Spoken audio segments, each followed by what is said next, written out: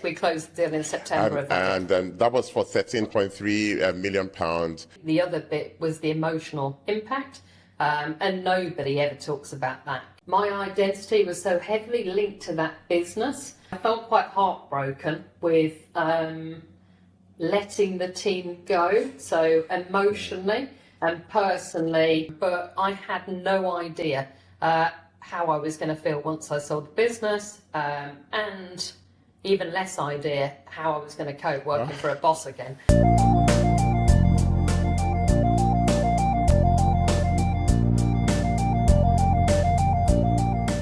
Everyone, welcome to 23 Mile with me, Kayode Odele.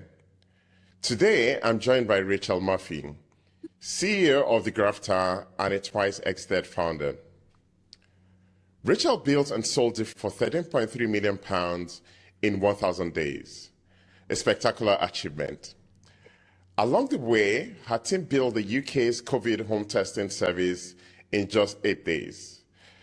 On paper, the exit is a dream come true, but in reality, she felt more lost than liberated.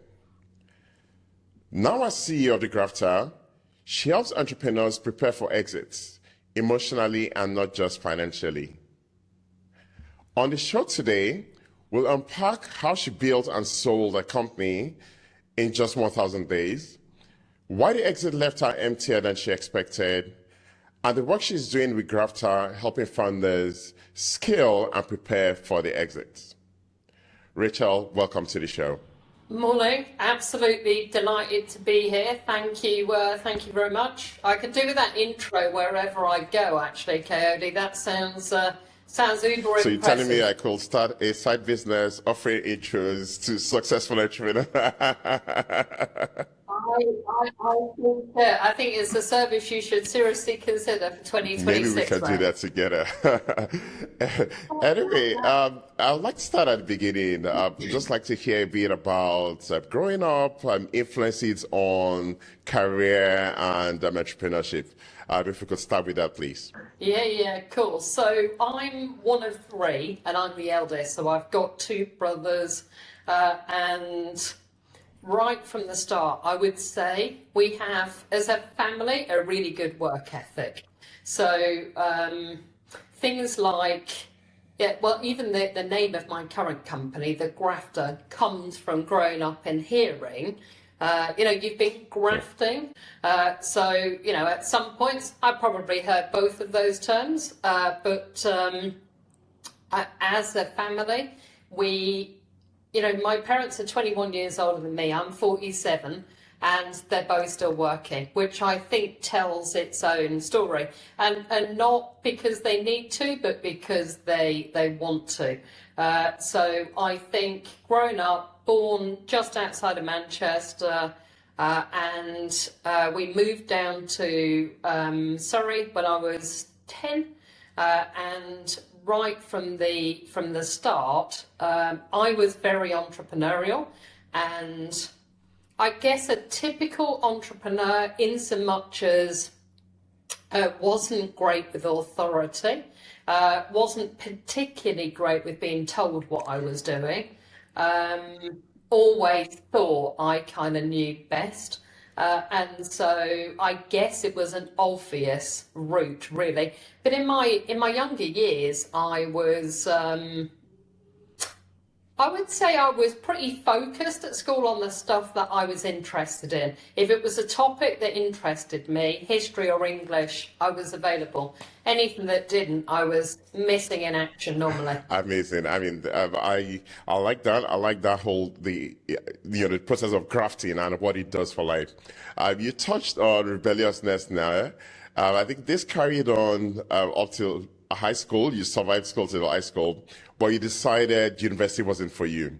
Was it just a case of deciding, knowing very early on what you wanted to do and where your path lay, or was it something else?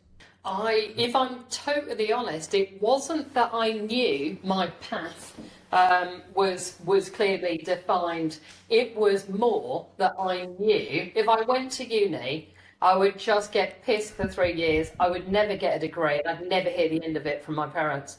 And so I thought, forget that as an approach. I want to move out anyway. I know it all. I was 18. I had all the answers, and I couldn't wait to move out. And it's funny because we're such a close family, and we still are. But I was not interested in their thoughts on how I should be living my life at all. And so I kind of moved out at 18, didn't do uni, regretted it for a few years, if I'm honest. But I think maybe that's because I thought I was probably smart enough to be there. And I didn't get it, you know, I don't have a degree to my name. So there was a period where there was a bit of regret.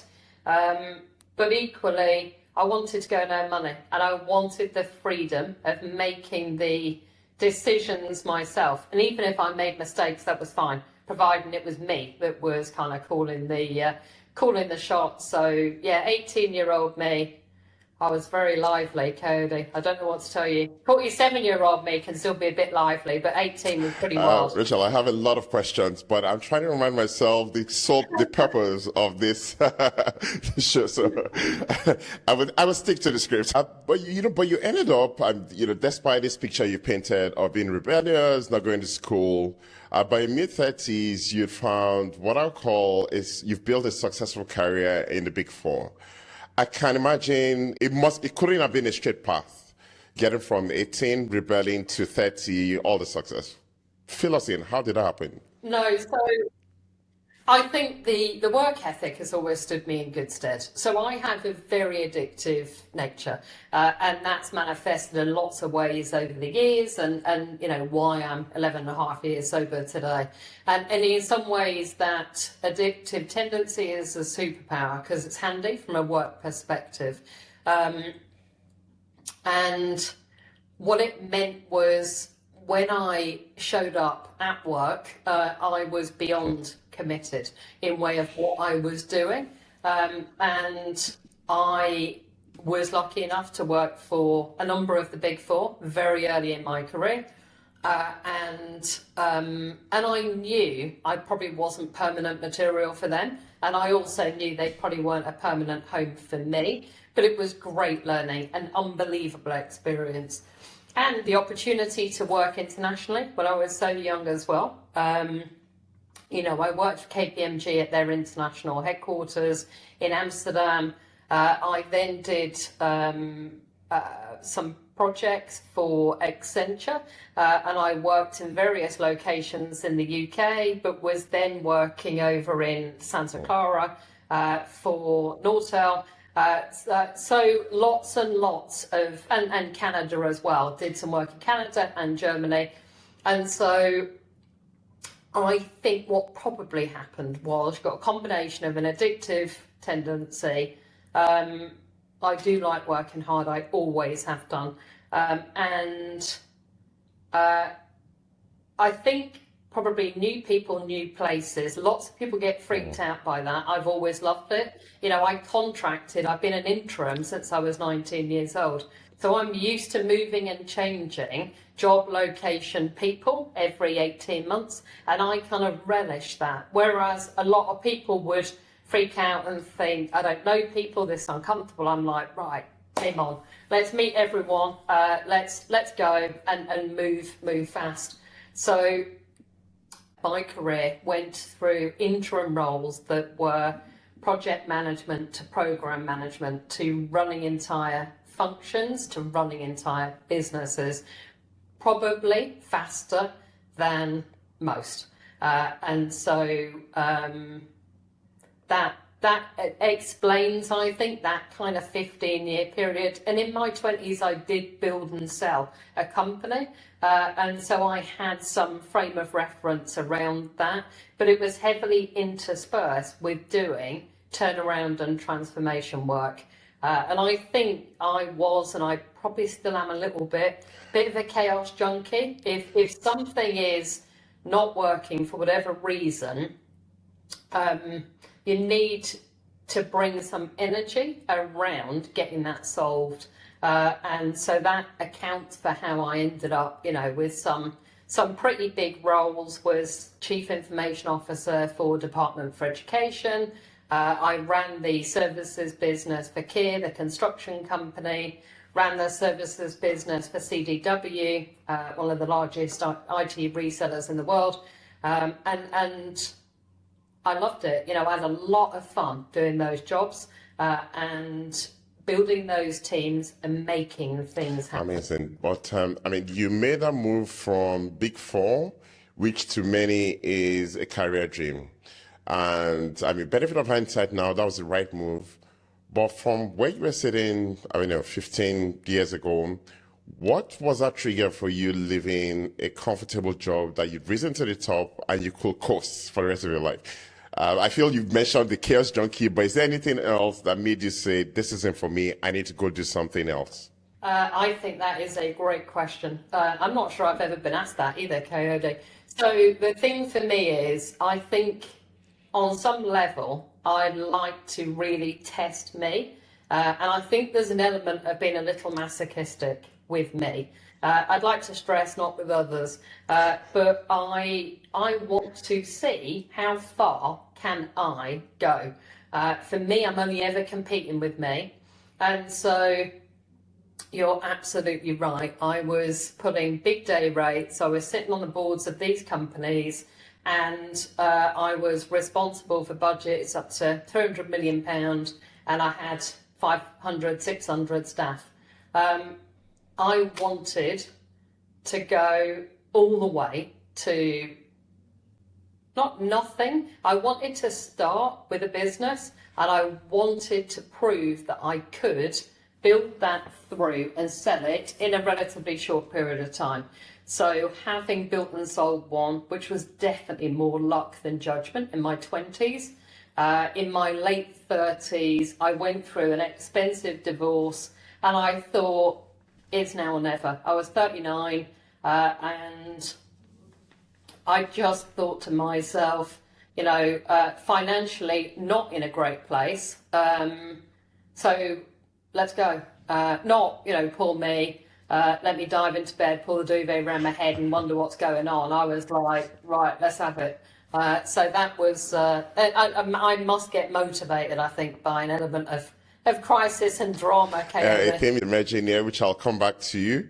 But you've mentioned something there around, you know, building that business in your 20s. This kind of falls into that timeline where you were at the Big Four. Is this building and selling within those Big Four, or did you leave for a while to build as an entrepreneur?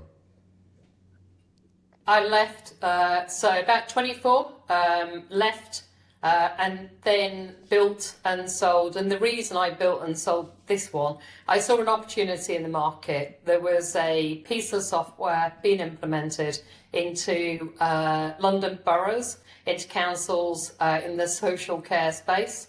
And it was the first properly web-based social care system. And I felt strongly it needed some implementation services wrapped around it. Whilst the software was good, I just didn't think social workers were going to embrace it and pick it up and run with it without some help. So I was project managing the implementation of this software. I approached the company who built the software and said, I think you're missing a trick. There's an opportunity around the professional services. They said, we're not interested in that. We're a SaaS-based outfit. You know, you're 23, 24, cheers for the feedback. And I said, well, if you don't mind, whenever you sell this software, I'm rocking up and I'm going to sell the professional services. And that's exactly what happened in their first business. So we wrote £1 million of revenue in the first year, and we just rocked up wherever they had been. And then we moved on to developing a training academy around this software, and we moved on to building e-learning. So it kind of got arms and legs, and then that one was sold about 27, 28, and I then went back into contracting and interim work because I really wanted to learn more about building a consultancy. That was my motivation. Very interesting. It was something else you touched on there again is identifying an opportunity in the market, building a business around it, but you talked about building to sell. Just to reiterate, just to confirm this, when you went into the first one and then Difrent, which we'll come to in a moment, it was literally for you getting into it and looking at the exit from the beginning. Am I getting it right? The first one probably wasn't quite as clean as that, but it happened. But the second one was really intentional, and it's something that is now inbuilt in me, having done it a couple of times.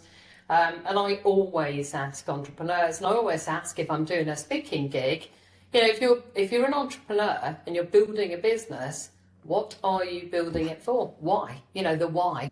And people are deeply uncomfortable with that question for a wide variety of reasons. But for me, it's about creating an environment to have that conversation and to work through what the answer is. I remember having a business coach years ago, and he asked me that why question, and it terrified me. And we're probably going back 20 years now.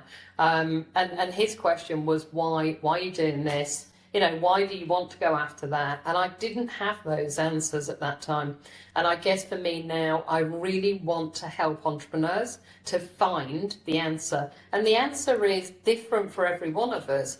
But being able to work through the why and have a clear plan. We all know the last 5 or 6 years, COVID, wars, Brexit, let's not even go on to politics. It's really hard to have a plan and stick to it. But I think having a plan and being clear and intentional is super important for me personally. I can see how your past experiences fit into what you're doing with Grafter now and supporting founders. But before Grafter, you left the Big Four, you left consulting and got into Difrent. Tell me how that happened. How did you get into the Difrent business?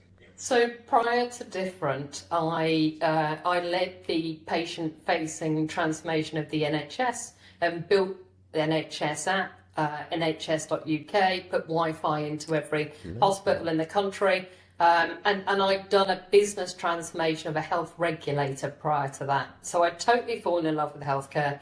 But I felt strongly that there wasn't an agency out there that was really focused around health and transforming services from a user-centered perspective, and that was what I wanted to build with Difrent. So I'd sat the other side of the table. I'd commissioned these services for 3, 4, 5 years, and I just felt there wasn't anybody who was deep in that domain expertise, and I wanted to build that. So that was the motivation around jumping from within the system to supplying services. Again, the love of chaos, the love of pushing your limits. But with great outcomes for you. So how did that happen? If my research is accurate, Difrent was already running in a different way before you joined. Tell us about that and what you brought to the table.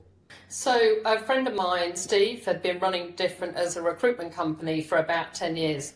And I approached Steve and said, let's pivot that business and move it to a proper delivery agency, own the outcome, take the risk, and increase the margin of the business. And my sell to him was, give us 50% of the shares and we'll get this thing sold in a 5-year period for an 8-figure sum. Now, it was a ballsy move because I hadn't done it as cleanly as that before. But it was a great time for building a health and government user-centered design agency. There was a gap in the market at that point, and I'd been in that world for a number of years, so I knew a lot of our competitors. And so I jumped out of a role where I'd had a £300 million budget and into a business that was generating under 4 million. And it was like out the frying pan into the fire. It was a total shock, but also it was great because it meant I had the freedom to act, and we moved pretty damn quickly. We rebranded the business from recruitment to an agency. We changed the name to Difrent. But also we made it really intentional that we were coming after health and government, and we leveraged my personal brand and experience of delivering these services across government and healthcare to help us move at pace. So that was the approach. One other thing that is really uncommon there, and I want to dig into that, is the fact that, again, you've seen an opportunity in the market. It's two things. I want to believe 90% of entrepreneurs will go start their own. But you saw a vessel or a venture that was already running that had some strength, and you went for that. What was the thinking behind that? And I mean, it's very rare, and 100% from where I sit now with years of experience, I see that was a correct move. But what was your thought process in going to partner rather than starting from zero? So the honest answer is my staying power. And what I mean by that is I like to be in and out in 5 years. I can't comprehend the world. You know, I've got a brother of mine who's run a company for 20 years. That terrifies me. So there's something about me and long-term commitment that's an issue. You know, we're not in a therapy session, so I won't try and unpack that any further. Yeah. The reason I did it is because I wanted to move fast, and I wanted the trading history of that company. They were on the government frameworks, and we had more than 5 years trading history. So I knew that it was going to be a vehicle that I could transact through quickly, but also I had that 5-year trading history that meant if we were bidding for work, I had a story to tell. If I started from scratch, I had to build that up. It was going to take longer.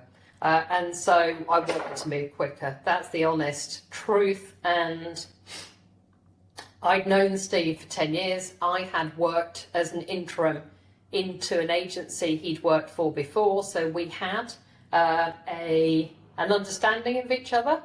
And so it was that. Honestly, it was the ability to move at pace that was exciting. And this ties directly into what we talked on earlier on around you going into the business with an end in sight. I mean, it's almost as if you had the focus, you had to sell in 5 years. It means you have to be scaling very fast. It means the best way is to partner with someone. I absolutely love that. But very quickly, like you said, this was a ballsy move. You hadn't done this kind of exits before. What happened? How did it go did everything go according to plan once you got in? No. So when I arrived, I jumped straight into setting that strategy for exit. So immediately that was front and center, and the team knew that's what we were doing. Most people absolutely shit themselves at the thought of a conversation about exiting. I'm really comfortable having that conversation, talking to the team and explaining, what we're doing and why we're doing it. So I built out a 3-year strategy with my people director, a lady called Rita Brockless, who subsequently married me and my wife a couple of years ago. And so we built out the strategy and we worked back from that. And it was really clear what we were going after. But to answer your question, did we make mistakes? We made so many, it was untrue. And we went wide around the structure. We created multiple companies under a holding group. That was a load of nonsense. We also tried to go wide in way of the services that we were providing. That was nonsense. And what I mean by that is once we got clear on our ideal client and doubled down in that area, it was game on. But we initially thought we would do both design, build and run services for government and healthcare. We never ran live services apart from a very brief period during COVID to help out. And we also did business change for probably 18 months of that journey. So there was lots of false starts, but once, and I think the other thing is in the first 12 months, we did whatever we needed to generate sufficient money to get that going. So we did work outside of government as well. So we did some work with a VC, did some work with construction company. But what we wanted to do was use the centre design in government and healthcare. And as soon as we got our first outcome in the bag, it was then all about doing an unbelievable job, getting the social proof, getting the case study, and then shouting from the rooftops about what we'd done. And we were brilliant at that. And that snowballed. And so from there, we then picked up the next gig. And we were synonymous with delivery in a user-centred perspective across government and healthcare during that period of running that business. I mean, you've described a bit of the highs, a bit of the lows, but I suspect it's still probably way more complex than that. I mean, a lot of founders, a lot of entrepreneurs complain about enterprise sales, that it is hard. So B2B is really hard. How much harder is B2G, selling to government and healthcare, than even B2B? It's really interesting, actually, mate, because I would say firstly, you can't sell. So you're tendering for work, you're bidding for work. There is no actual sell. So if you staff up with a massive sales team, I think you're probably kidding yourself in that world. What you need is really solid bid capability, and you need to be able to articulate how you're going to solve a problem better, cheaper, faster than a competitor. So the answer is, in a lot of ways, I found it a lot easier winning business selling into government than I find it selling to bootstrapped entrepreneurs in the UK right now, with the economy the way it is. However, it is not fast, and it is not commercial, and it is not entrepreneurial. So, you've got to bear in mind you're selling to an organisation that is naturally risk averse. Well, there's plenty of organisations, but they're risk averse. And rightly, there is a formal process around how that happens. So I would say it took longer than I thought, but then most things do. But I would say it's easier than some B2B sales, because what you know with government is you are actually going to get paid. It might be horrifically slow, there might be more bureaucracy than you can shake a stick at, but at the end of the day, they're actually going to pay. And that, I think, makes it easier in some regards. Now, the market's very different. Today, I wouldn't be having a burning desire to build a business like Difrent. The market's saturated.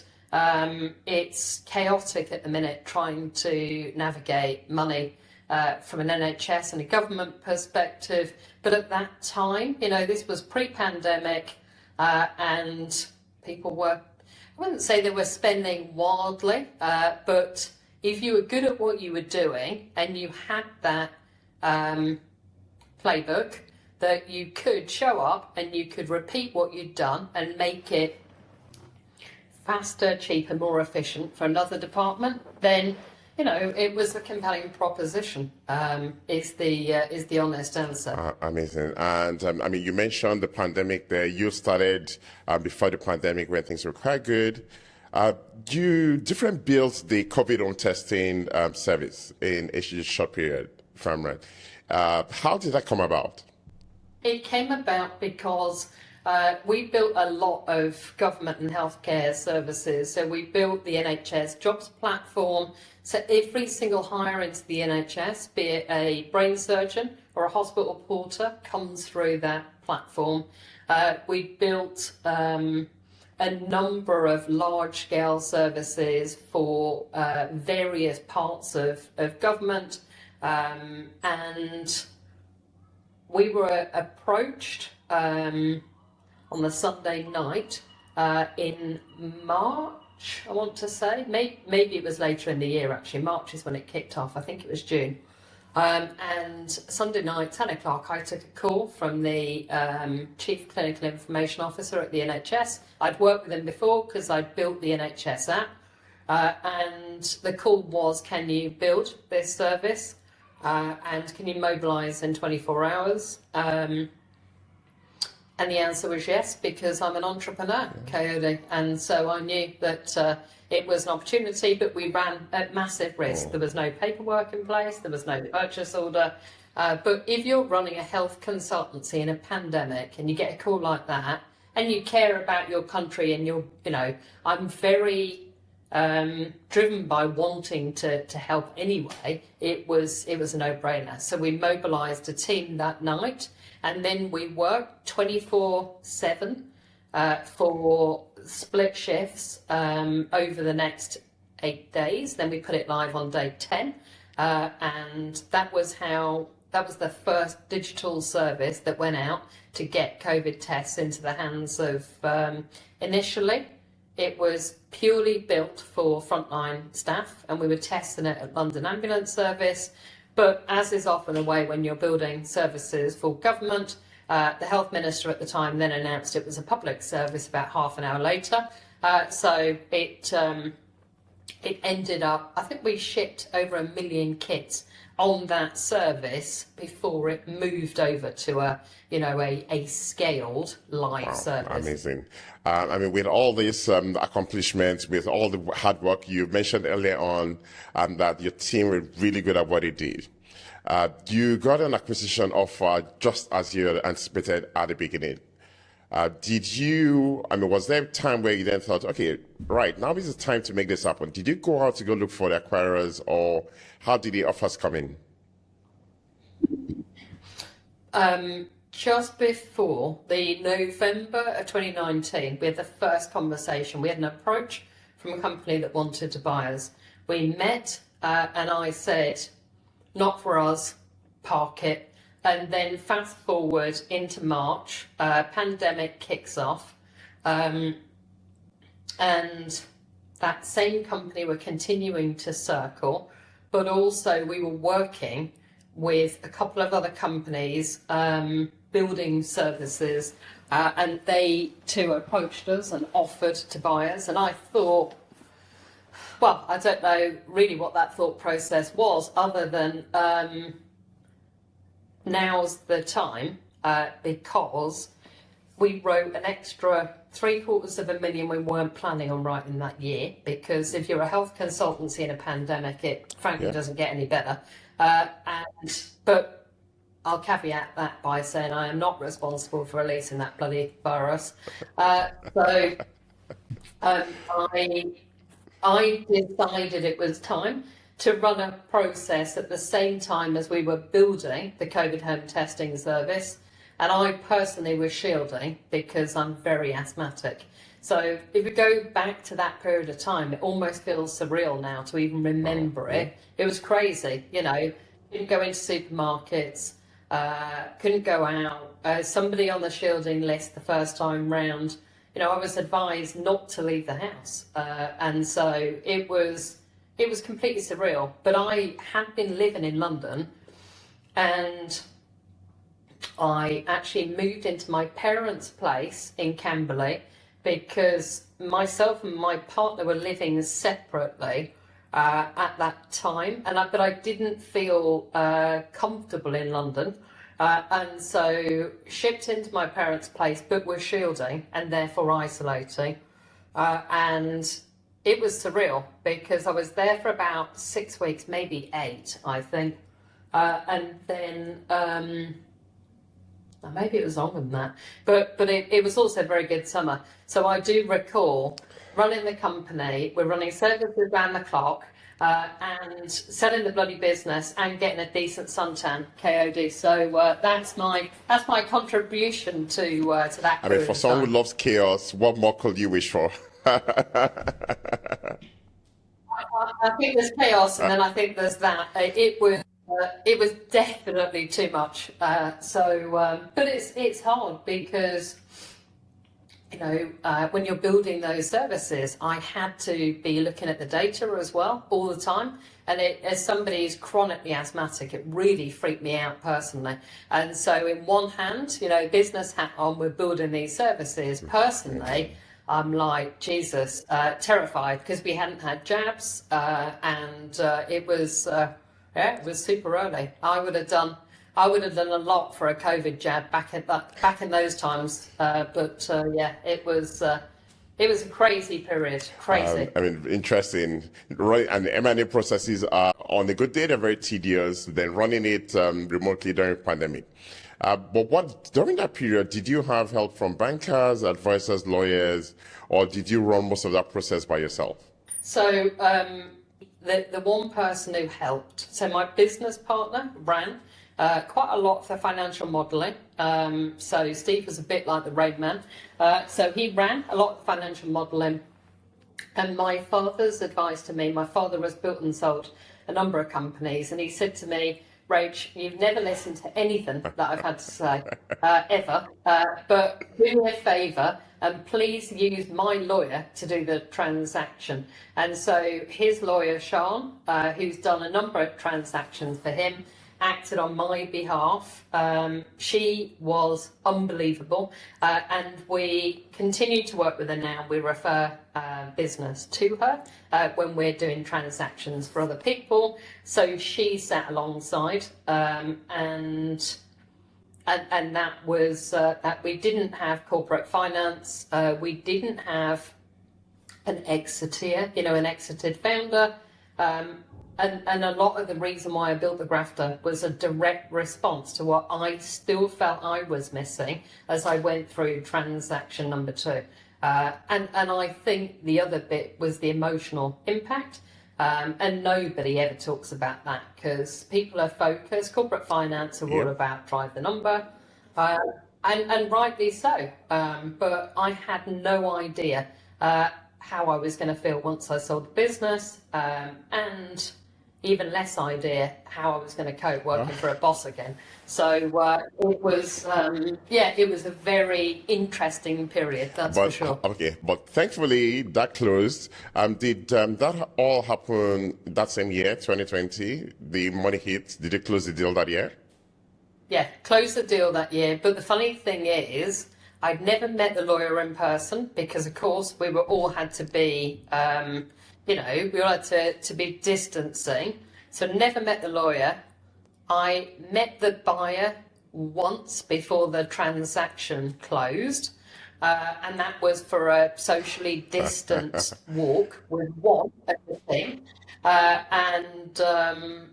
But yes, we closed the deal in September of that year. And that was for £13.3 million. And did it also, you mentioned as well that you went on to work for the acquirer for a while. So was that deal all cash, or did it include an earn-out?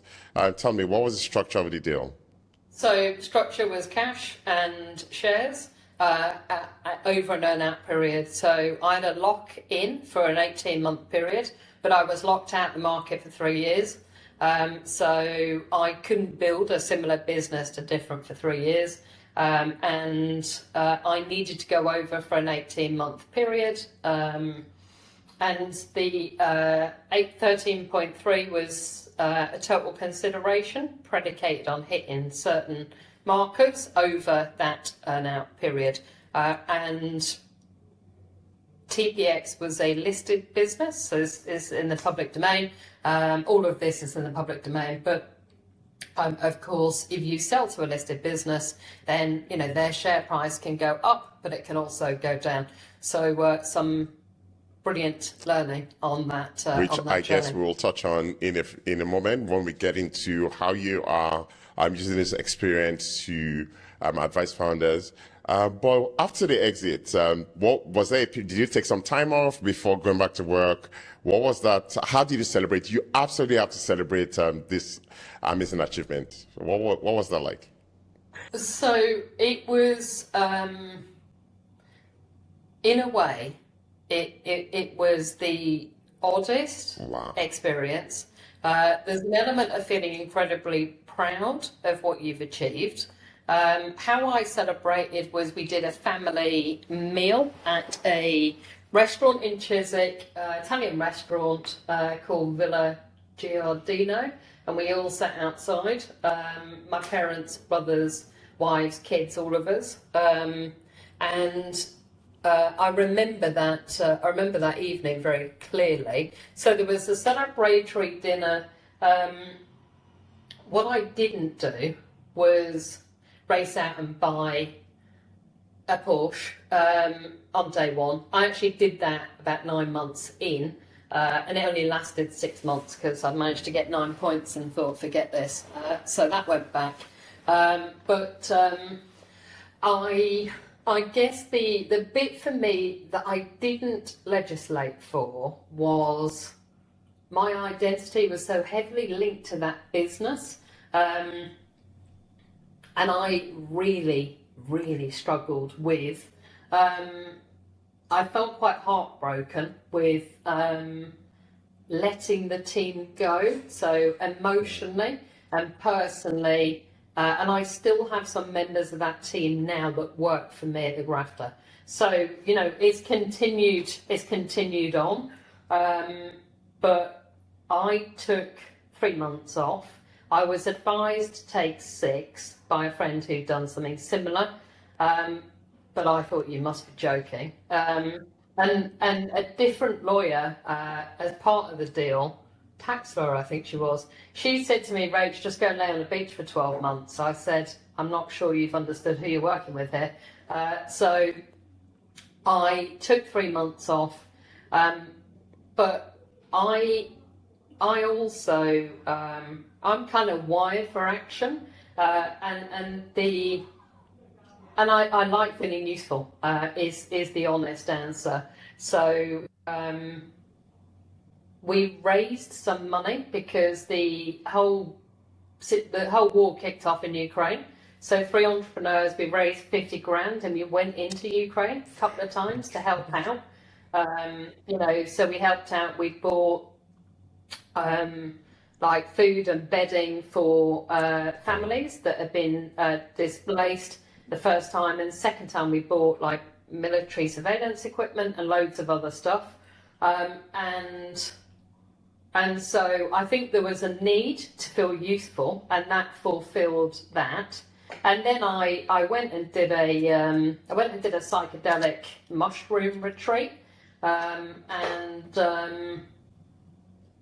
I, as somebody who, you know, I've spoken openly about addiction, doing an inward journey, psychedelic inward journey was pretty intense, because you could argue a lot of addiction is actually avoiding who you are and how you're feeling. So getting up close and personal with me was a little disturbing, chaotic, if I'm honest.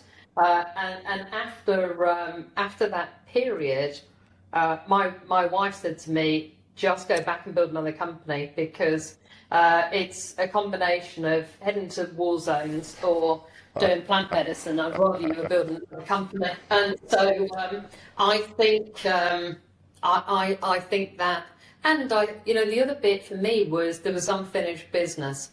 I kind of thought, I found it hard. It shouldn't be this hard for entrepreneurs to grow, scale, maximize the value and sell their business. And so I wanted to share, and I wanted to help others to go through that journey and make it a bit easier. You know, I wanted the service I hadn't had, is the honest answer, and that's what prompted me to build The Grafter. Very interesting. So taking all these experiences, there are 2 things I see here really. One is the actual skill and effort into building something that a bigger player will buy. But then you talk about the more important, potentially more important part of the support for the funders who are able to exit. What is The Grafter? We've touched on, you know, The Grafter, your current company, in different ways on this show. But how will you describe The Grafter, you know, succinctly to someone listening and coming across it for the first time? So we help founders who are generating £1 million turnover already, 1 to 30 mil. We help them scale the business, maximize the value, and prepare for an exit.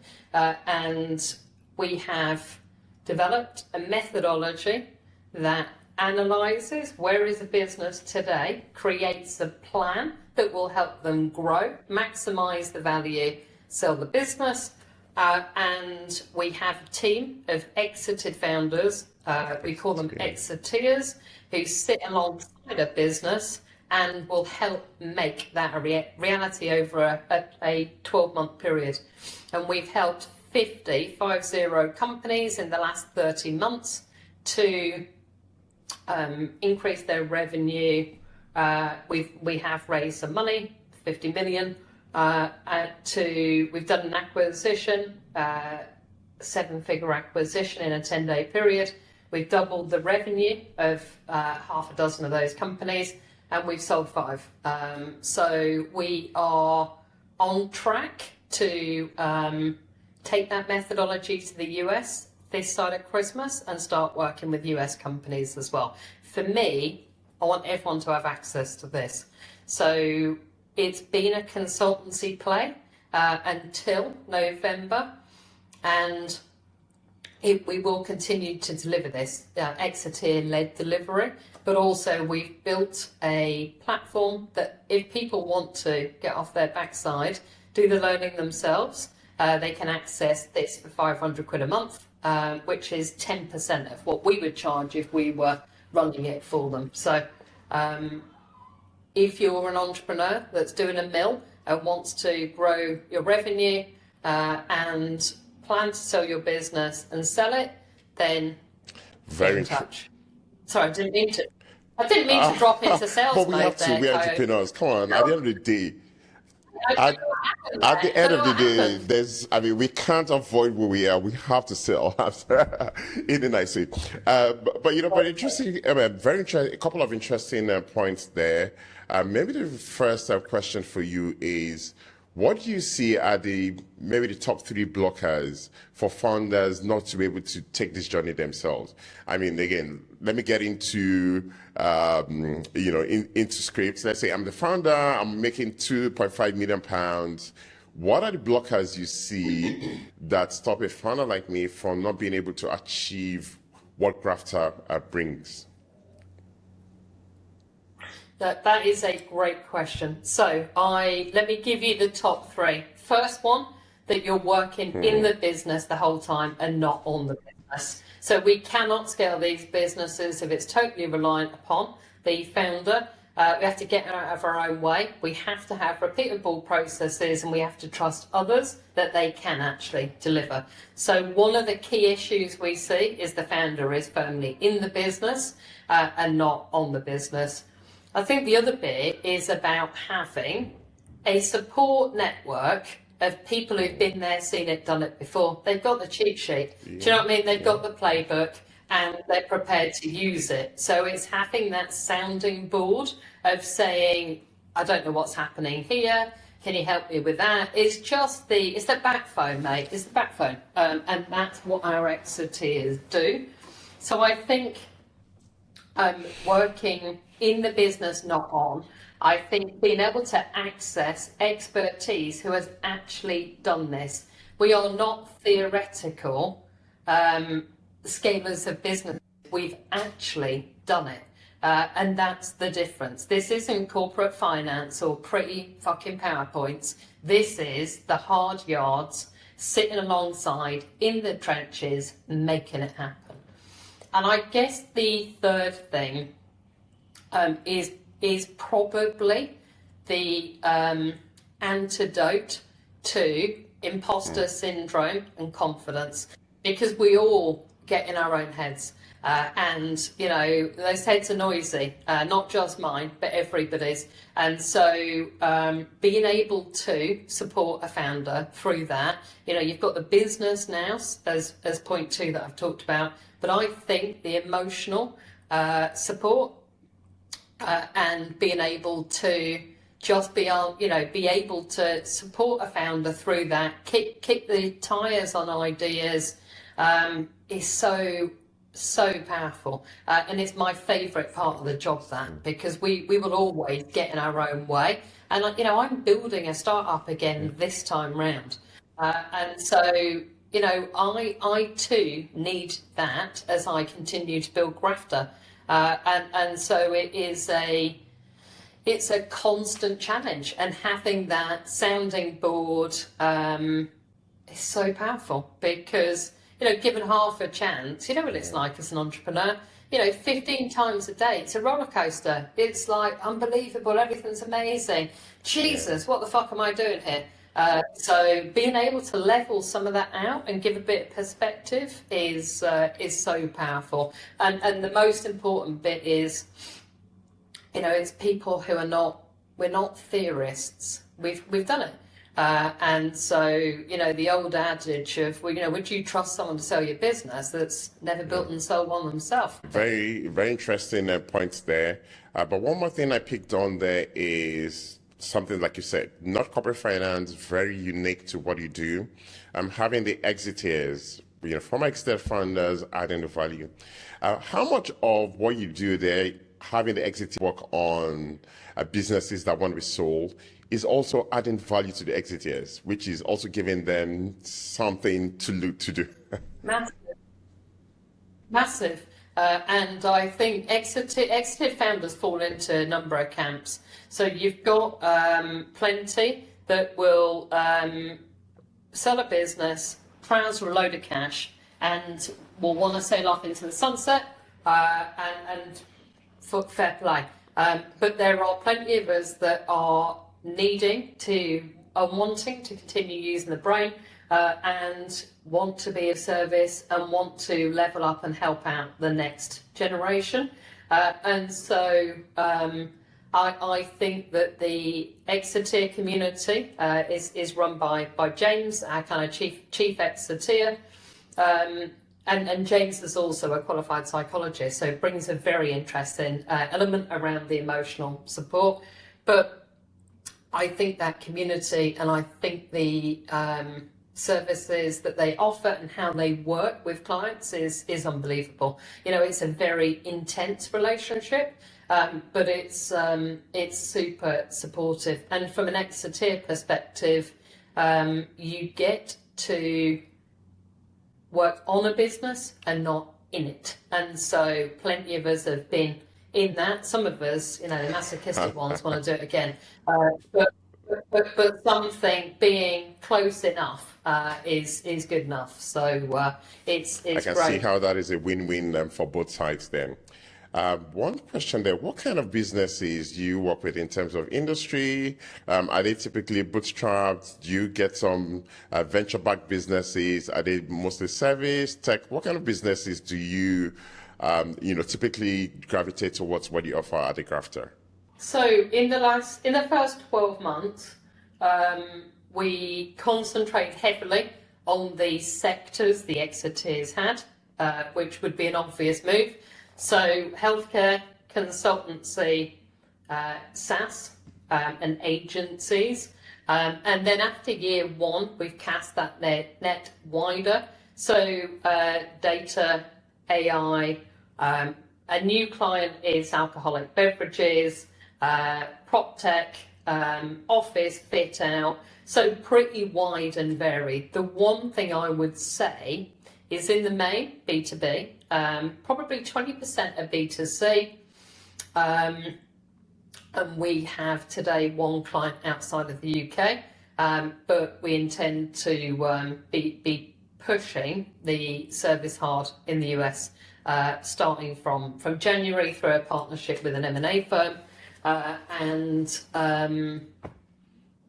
think the one requirement realistically is those businesses have to be doing over $1 million turnover, because, you know, we're not UNICEF. There's a charge for our service, and the reality is if they're under $1 million, our costs are not manageable for a business of that size. But anybody on that 1 to 30 mil turnover, you know, is right in our sweet spot. Amazing. We'll talk on and on about this. I love M&A. I'm an M&A banker. I love corporate finance, so I can see the value you bring to founders. Just to wrap up here, you talked very briefly about the platform you're building. How do you see that scaling? How do you see that panning out over the next few months, side by side with the kind of services-led, exit-led model? So the 50 companies that have gone through have been Exiteer-led to date. We've probably got a dozen who are now on self-serve, and I never had a burning desire to build a product company, mainly because I had the fear of God in me. It was going to cost me a fortune to build. However, AI has helped a little with some of that. So I think what will happen is we will start to scale from a monthly and annual recurring rev, and we will continue with our core business, which is delivering exit-led. I suspect people will get to certain points of the platform and say, I'd like a bit of consultancy to help build an information memorandum, to map the competition, to have a look at the market, find me a buyer. And so I think it'll end up being a blend. But the reason we wanted to respond and build the platform is for scale, but also because it's 10% of the cost of doing it exit-led. So if people want to do this themselves, it's there, it's available, and it's been proven that you can self-serve and achieve an 8-figure exit. So for me, I want to get it into as many hands as possible. I love that. The more people, the more founders that get these tools, the better. Moving on, in concluding, I have a few quick fire questions for you. But in one word, why would you describe entrepreneurship? Lively. Very interesting. Lively, chaotic. I love that. There were a couple of traits I was taking notes when you were speaking. Are there any traits you look for in the founders you're working with, either investing in, or that you can spot and say, these are essential traits for success? What will be the top 3 traits that you will say, if a founder doesn't have it, they cannot make it? Coachable is number 1. If they are not coachable, if they think they've got all the answers, we've got a really big problem. So they must be coachable. They must be prepared to do some work. And this isn't a passive thing. It's about leveling up, getting involved, putting a shift in. It is about grafting. And I would say it's an interesting one on the third. Emotional intelligence. And I think in a way that leads back to the first, but being emotionally intelligent is super, super important. If I think about the businesses that we work with that are most successful, it's the founders that have a higher level of emotional intelligence. Very interesting. What you said about the first one being coachable, and this is a tension I've seen over time, and I don't have an answer. But it's interesting because you came up. I think one of your biggest traits is that you're rebellious. And I think it served you very well being an entrepreneur. How do you balance that? That desire for.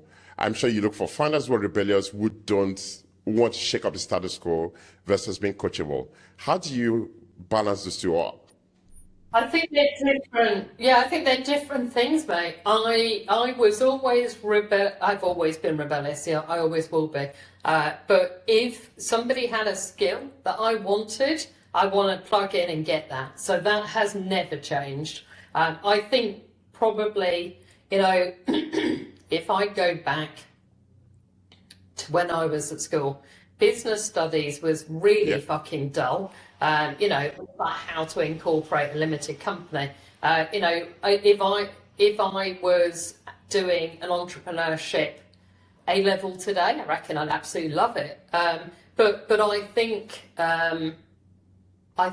the rebellious nature and challenging the status quo is absolutely great, and we need that. But I think if you think that you're the bloody messiah and you've got all the answers, that is really hard to get somebody to take on board feedback and ideas and different ways of thinking. So I think coachable is very different to compliant. It just is, are you open to receiving information and looking at different opinions to your own? And yeah, if I think about some of the clients that I am coaching at the minute, and I'm smiling because they will hear this and they will know, they are totally rebellious, and I absolutely love them for it. But they are coachable, and the proof's in the pudding, really. You know, it's the easiest sell in the world when you sit alongside a business for 6 months and you double their revenue, and they take on board what you're saying. They're like, yes, Roach, let's have some more of that. And so there's an element of proof in the pudding. You know, what we're not theorists. You know, we know what we're doing. And if a business approached us that wasn't in our wheelhouse, we wouldn't be entertaining taking them on, because I want case studies and results, and I want to shout from the rooftops about, you know, what we've done and how we've done Amazing. Final question. What's the biggest myth about entrepreneurship? The biggest myth is it's going to be easy, and it is not. So unless I've been doing it wrong for years, mate, I don't know. Maybe someone's going to write in and tell me I've got it all wrong. But I think this myth of the 4-hour working day and tooling around in a hammock, it's a lovely concept. I mean, personally, I don't think I'd enjoy it for too long either. But I think, you know, building a business is insanely hard work, especially in the UK at the minute with the current economy. And you end up having 5 jobs, and if you're lucky, you're getting paid for one. And even if you're experienced, there's no insurance policy on success. But I think I'd caveat all of that by saying, I am the master of my own destiny. So if I get it wrong, I get it wrong. I'll cope with that. God, it beats having a job and working for a boss, mate, every day of the week. Absolutely. I mean, I was smiling there almost very loudly because when I worked in the bank for 14 years. So when a lot of my colleagues see me, they see me writing on LinkedIn, they see me going places. They're like, oh yeah, we like what you're doing. You've the freedom to do your own thing. And I laugh. I'm like, yeah, but it's freedom on the outside, but as an entrepreneur, you're built into a whole lot of things. But again, to celebrate what you said, you have to do a lot of things, you have to do a lot of jobs, but you're in control of your destiny. You get it right, you fail, it's up to you. I have absolutely enjoyed speaking with you. Just look up and time is gone. But thank you so much for being very open. Thank you for taking time to speak with me. And I look forward to following your progress. Well, I really appreciate the conversation and the opportunity to share my story, and thank you for letting me come on. Thanks, Rachel. Have a lovely day.